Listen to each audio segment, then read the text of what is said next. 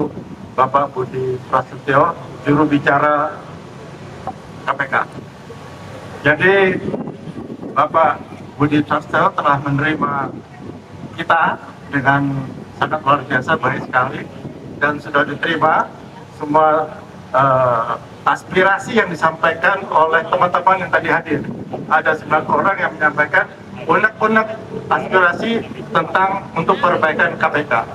Dan di samping itu saya menyampaikan pernyataan sikap dari KMKR secara resmi yang kami sampaikan kepada pejabat KPK, yaitu jurubicara KPK Pak Budi Prasetyo. Dan pada kesempatan ini akan saya bacakan biar publik tahu apa isi dari pernyataan sikap KMKR. Pernyataan sikap Gerakan Merebut Kembali Kedaulatan Rakyat kepada Ketua Komisi Pemberantasan Korupsi. Tagline-nya adalah KPK harus menjadi milik rakyat.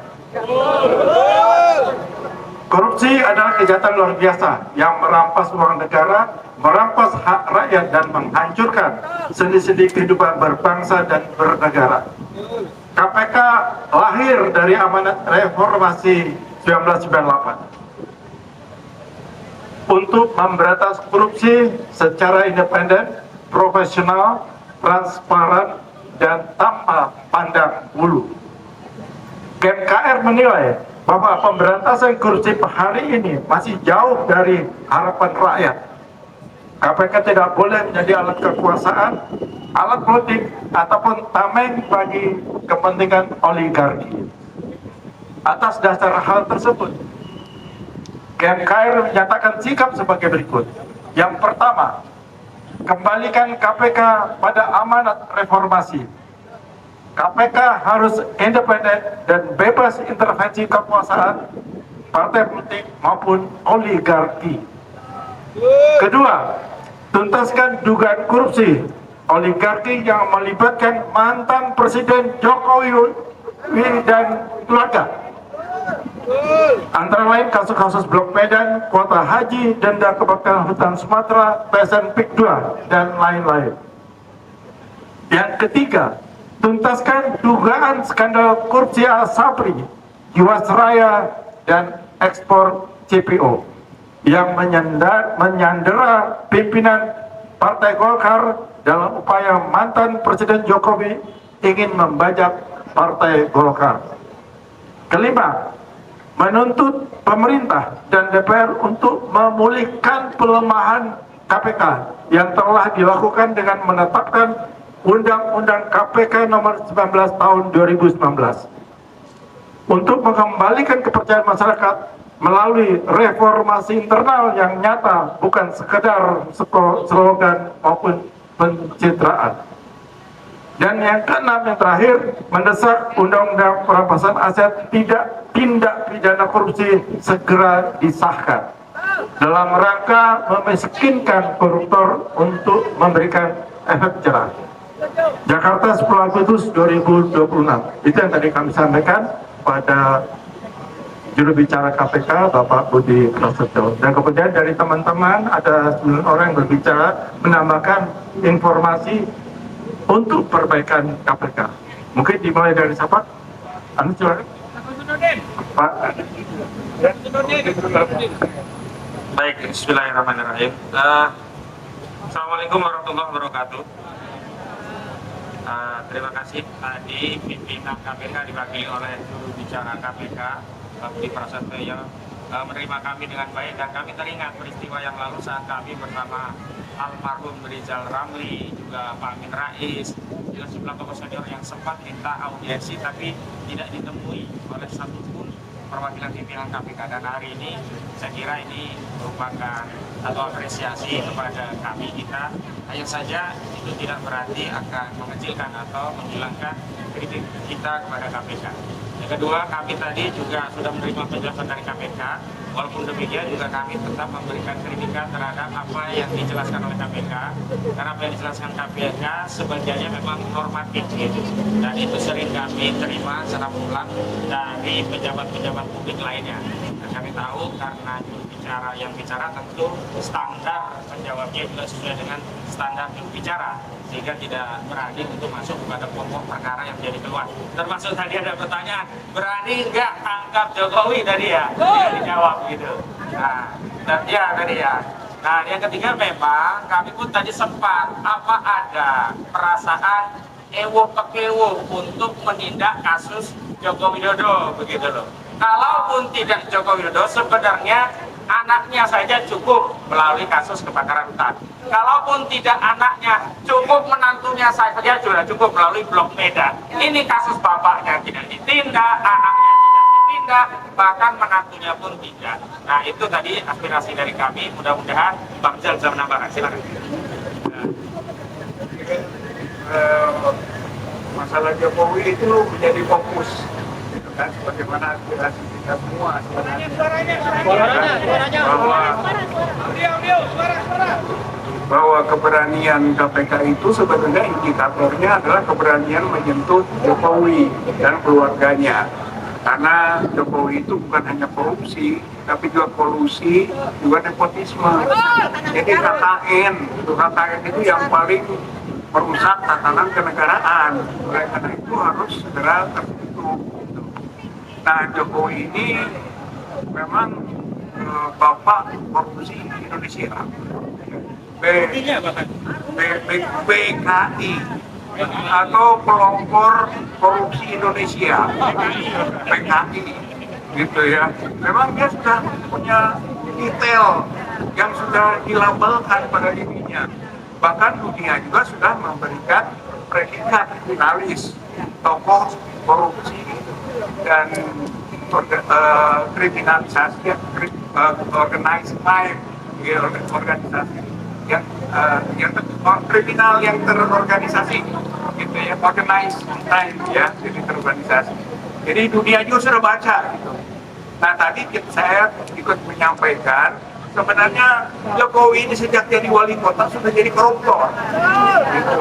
Kemudian jadi gubernur korupsi, apalagi ketika jadi presiden, itu kan lebih banyak lagi korupsinya.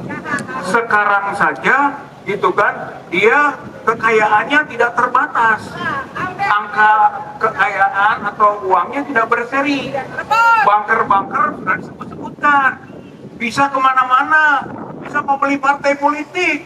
Berarti memang yaitu dari mana duitnya, maka KPK harusnya memeriksa, gitu kan, bantu BPK, bantu PPATK itu.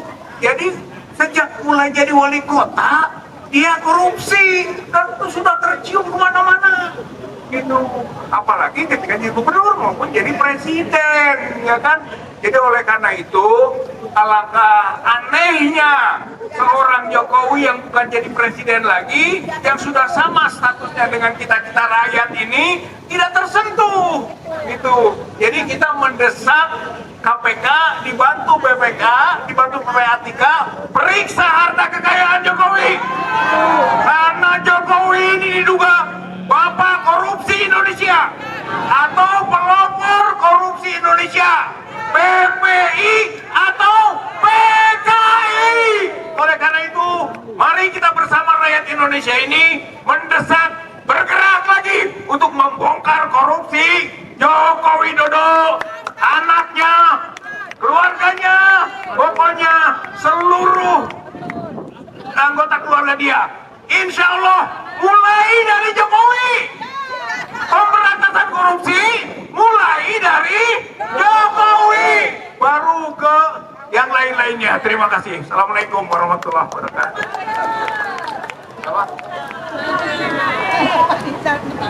Tangkap Jokowi.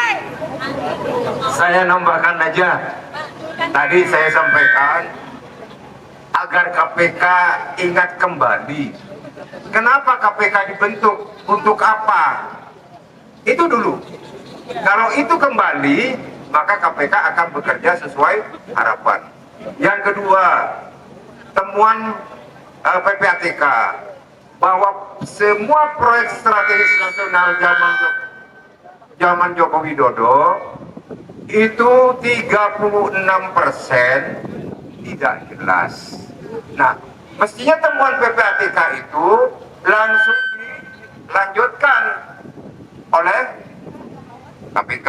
Yang kedua, hampir semua menteri yang tukang maling uang rakyat itu menyebutkan skor kepada Jokowi, tapi nggak disentuh Jokowinya. Jadi bagaimana? Sedangkan yang klasteri sangat mudah sekali gitu kan.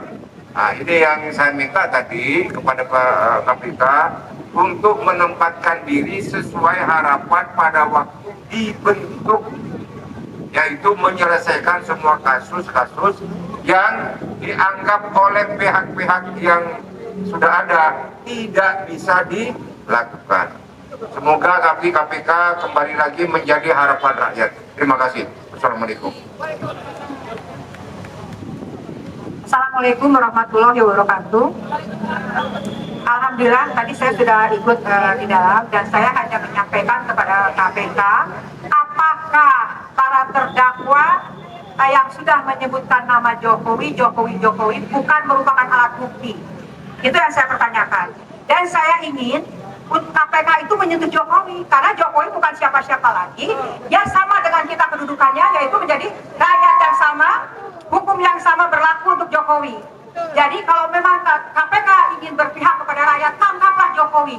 Rakyat asal akan bersama KPK untuk membacking KPK, mendukung KPK untuk mengadili Jokowi. Jangan pernah takut untuk membersihkan segala kejahatan Jokowi. Sudah jelas yang tadi Kak Bijal sampaikan dari mulai Solo, gubernur dan presiden. Karena dia adalah mantan presiden terbejat yang pernah dipilih Indonesia. Adili Jokowi, KPK harus berani berkolaborasi dengan PPATK, dengan BPK. Adili Jokowi secepatnya. Dan tadi saya di dalam meminta kepada wakil dari KPK untuk memberikan jawaban secepatnya atas pernyataan sikap yang kita pertanyakan hari ini. Jadi kita tidak akan pernah membiarkan KPK untuk menganggap hari ini tidak terjadi apa-apa. Kami akan tetap menuntut. Sekian, terima kasih.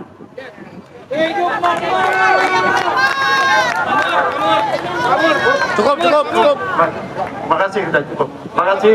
Dan bagi teman-teman sekalian, Bapak Ibu yang ikut dalam aksi konvoi kebangsaan, kami dari Presidium Nasional GNKR ucapkan terima kasih sebanyak-banyaknya, besar-besarnya, dan mohon maaf bila ada hal yang kurang berkenan, dan terutama kepada teman-teman rekan media, terima kasih yang luar biasa yang telah menyertai kami, membersamai kami untuk kita memviralkan peristiwa hari ini, agar peristiwa ini bisa didengar oleh seluruh publik di Indonesia. Terima kasih, mohon maaf, wassalamualaikum warahmatullahi wabarakatuh. Waalaikumsalam. Foto Pak Mur, foto.